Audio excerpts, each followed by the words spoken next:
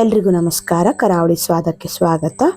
ಇವತ್ತಿನ ವಿಡಿಯೋದಲ್ಲಿ ತುಂಬಾ ಸುಲಭವಾಗಿ ಮನೇಲಿ ಯಾವ ರೀತಿ ವಾಂಗಿಬಾತ್ ಪುಡಿನ ಮಾಡ್ಕೊಳ್ಳೋದಂತ ತೋರಿಸ್ಕೊಡ್ತಾ ಇದ್ದೀನಿ. ಬನ್ನಿ ಹೇಗೆ ಮಾಡೋದಂತ ನೋಡೋಣ.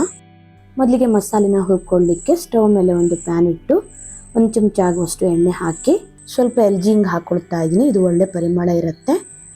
ನಂತರ 4 ಚಮಚ ಆಗುವಷ್ಟು ಕಡಲೆಬೇಳೆ, 2 ಚಮಚ ಆಗುವಷ್ಟು ಉದ್ದಿನಬೇಳೆ, ಕಡಲೆಬೇಳೆ ಅರ್ಧದಷ್ಟು ಉದ್ದಿನಬೇಳೆನ ಹಾಕ್ಕೊಂಡಿದ್ದೀನಿ.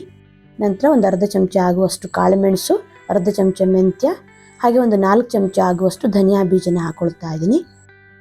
ಇದೆಲ್ಲವನ್ನು ಗ್ಯಾಸ್ನ ಕಡಿಮೆ ಉರಿಯಲ್ಲಿ ಇಟ್ಕೊಂಡು ಹುರ್ಕೊಳ್ಬೇಕು, ಸೀರಿಸ್ಲಿಕ್ಕೆ ಹೋಗಬಾರ್ದು. ಕಡಲೆಬೇಳೆ ಉದ್ದಿನಬೇಳೆ ಎಲ್ಲ ಕ್ರಿಸ್ಪಿ ಆಗೋ ತನಕ ಚೆನ್ನಾಗಿ ಒಂದು 4 ರಿಂದ 5 ನಿಮಿಷ ಗ್ಯಾಸ್ನ ಲೋ ಫ್ಲೇಮಲ್ಲಿ ಇಟ್ಕೊಂಡು ಹುರ್ಕೊಳ್ಬೇಕು. ಎಣ್ಣೆ ಹಾಕದೆ ಹಾಗೆ ಡ್ರೈ ಆಗಿ ಹುರ್ಕೊಳ್ಳೋದ್ರಿಂದ ವಾಂಗಿಬಾತ್ ಪುಡಿನ ತುಂಬ ದಿನ ಸ್ಟೋರ್ ಮಾಡಿಡಬಹುದು, ಬೇಗ ಹಾಳಾಗಲ್ಲ. ಕಡಲೆಬೇಳೆ ಮತ್ತು ಉದ್ದಿನಬೇಳೆನೆಲ್ಲ ಘಮ ಬರೋ ತನಕ ಚೆನ್ನಾಗಿ ಹುರ್ಕೊಂಡು ನಂತರ ಖಾರಕ್ಕೆ ಒಂದು 15 ಬ್ಯಾಡ್ಗೆ ಮೆಣಸಿನ್ಕಾಯಿನ ಹಾಕೊಳ್ತಾ ಇದ್ದೀನಿ. ಹಾಗೆ ನಾನಿಲ್ಲಿ ಸ್ವಲ್ಪ ಗರಂ ಮಸಾಲೆನ ಹಾಕೊಳ್ತಾ ಇದ್ದೀನಿ. ಒಂದು 8 ಪೀಸ್ ಆಗುವಷ್ಟು ಚಕ್ಕೆ, 5 ಏಲಕ್ಕಿ, 7 ರಿಂದ 8 ಆಗುವಷ್ಟು ಲವಂಗ, ಚಿಕ್ಕ ಪೀಸ್ ಜಾಯಿಕಾಯಿ, ಹಾಗೆ ಸ್ವಲ್ಪ ಜಾವಿತ್ರಿನ ಹಾಕೊಳ್ತಾ ಇದ್ದೀನಿ. ಜೊತೆಗೆ ಸ್ವಲ್ಪ ಕರಿಬೇವು ಸೊಪ್ಪನ್ನು ಹಾಕಿ ಇದೆಲ್ಲವನ್ನು ಸಹ ಗ್ಯಾಸ್ನ ಕಡಿಮೆ ಉರಿಯಲ್ಲಿ ಇಟ್ಕೊಂಡು ಹುರ್ಕೊಳ್ಬೇಕು.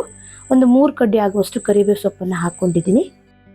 ಖಾರ ಜಾಸ್ತಿ ಬೇಕಾದರೆ ಒಂದು 4 ರಿಂದ 5 ಆಗುವಷ್ಟು ಗುಂಟೂರು ಮೆಣಸಿನಕಾಯಿನೂ ಕೂಡ ಹಾಕ್ಕೊಳ್ಬಹುದು. ಎಲ್ಲವನ್ನು ಗ್ಯಾಸ್ನ ಕಡಿಮೆ ಉರಿಯಲ್ಲಿ ಇಟ್ಕೊಂಡು ಚೆನ್ನಾಗಿ ಹುರ್ಕೊಳ್ಬೇಕು. ಸೀದಿಸ್ಲಿಕ್ಕೆ ಹೋಗಬೇಡಿ, ವಾಂಗಿಬಾತ್ ಪುಡಿ ಕಹಿ ಆಗಿಬಿಡುತ್ತೆ.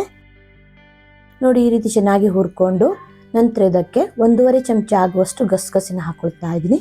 ಹಾಗೆ ಒಂದು 3 ರಿಂದ 4 ಚಮಚ ಆಗುವಷ್ಟು ಒಣ ಕೊಬ್ಬರಿ ತುರಿನ ಹಾಕೊಳ್ತಾ ಇದ್ದೀನಿ. ಗಸಗಸೆ ಮತ್ತು ಒಣ ಕೊಬ್ಬರಿನ ಕೊನೆಯಲ್ಲಿ ಹುರ್ಕೊಳ್ಬೇಕು, ಮುಂಚೆನೆ ಹಾಕಿದರೆ ಸೀದ್ ಹೋಗಿಬಿಡತ್ತೆ. ಈ ರೀತಿ ಒಟ್ಟಿಗೆ ಹುರಿಯೋದು ಬೇಡ ಅಂತ ಅಂದರೆ ಒಂದೊಂದನ್ನೇ ಹಾಕಿ ಸಪ್ರೇಟ್ ಆಗಿ ಕೂಡ ಹುರ್ಕೊಳ್ಬಹುದು. ಪುಡಿ ಹಿಂಗ್ ಬದಲು ಗಟ್ಟಿ ಹಿಂಗ್ ಹಾಕೊಳ್ಳೋದ್ರಿಂದ ಒಳ್ಳೆ ಘಮ ಇರುತ್ತೆ. ನೋಡಿ, ಈ ರೀತಿ ಎಲ್ಲವನ್ನು ಚೆನ್ನಾಗಿ ಹದವಾಗಿ ಹುರ್ಕೊಂಡು ನಂತರ ಸ್ಟವ್ನ ಆಫ್ ಮಾಡಿ ಒಂದು ಅರ್ಧ ಚಮಚ ಆಗುವಷ್ಟು ಅರಿಶಿನ ಪುಡಿನ ಹಾಕೊಳ್ತಾ ಇದ್ದೀನಿ. ಅರಿಶಿನ ಪುಡಿನ ಹಾಕಿ ನೀಟಾಗಿ ಒಂದ್ಸಲ ಮಿಕ್ಸ್ ಮಾಡಿಕೊಂಡು ತಣಿಲಿಕ್ಕೆ ಬಿಡಬೇಕು. ಚೆನ್ನಾಗಿ ತಣದ್ಮೇಲೆ ಮಿಕ್ಸಿ ಜಾರಿಗೆ ಹಾಕಿ ಪುಡಿ ಮಾಡ್ಕೊಂಡ್ರೆ ಆಯಿತು. ಬಿಸಿ ಇರುವಾಗ ಪುಡಿ ಮಾಡ್ಲಿಕ್ಕೆ ಹೋಗಬೇಡಿ, ಸರಿಯಾಗಿ ಪುಡಿ ಆಗಲ್ಲ.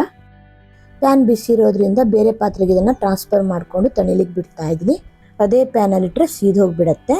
ನೀಟಾಗಿ ತಣದ್ಮೇಲೆ ಒಂದು ಚಿಕ್ಕ ಮಿಕ್ಸಿ ಜಾರ್ ತೊಗೊಂಡು ಚೆನ್ನಾಗಿ ಅದನ್ನು ಬಟ್ಟೆಯಿಂದ ಒರೆಸಿ, ಅಂದರೆ ತೇವಾಂಶ ಏನು ಇರಬಾರ್ದು, ನೀರಿದ್ದರೆ ಸರಿಯಾಗಿ ಪುಡಿ ಆಗಲ್ಲ, ಹಾಗೆ ಪುಡಿ ಕೂಡ ಬೇಗ ಹಾಳಾಗಿಬಿಡತ್ತೆ.